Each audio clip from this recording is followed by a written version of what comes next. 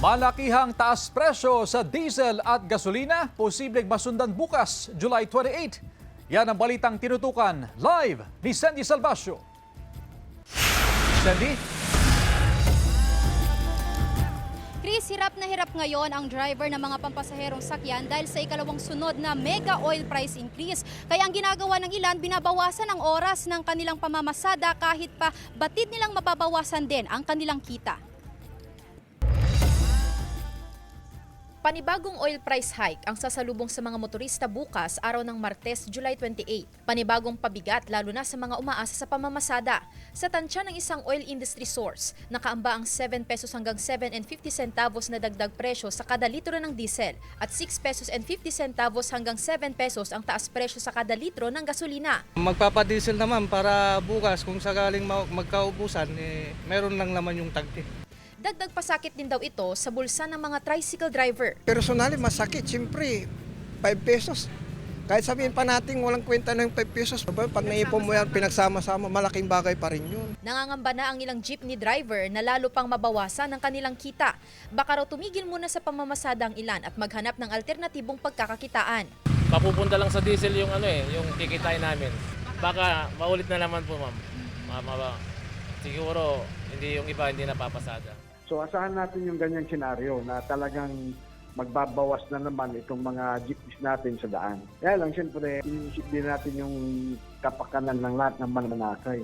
Ayon sa OPTF, sana magkaroon ng extension ng pagpapatupad ng 10 peso fuel discount para raw hindi gaanong maramdaman ang epekto ng pagtaas ng presyo sa langis.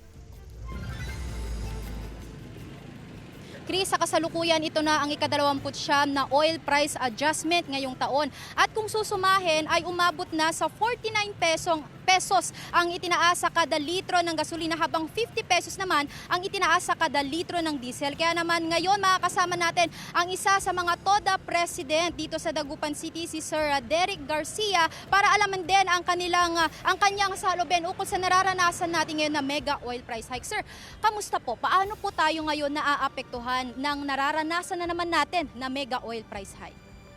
Mahirap ma'am ang mega oil price. Kasi hindi rin kami kumikita pagka ganun. Sa mga tricycle, lalo na alam niyo naman po ang gasolina, hirap na hirap din po kami sa gasolina. Kinikita ninyo, sir? Yung kinikita din namin, maliit din ma'am.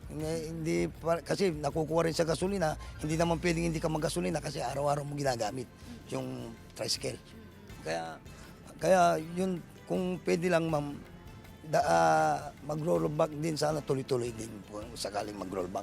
Okay. Sir, isa po sa nabanggit ng Pangulo sa kanyang katatapos na SONA itong pagpapatupad ng rollback para maibsan itong naging epekto ng mga nagdaang oil price hike. Para po sa inyo, sir, naging malaking tulong po ba ito sa inyong pamamasada?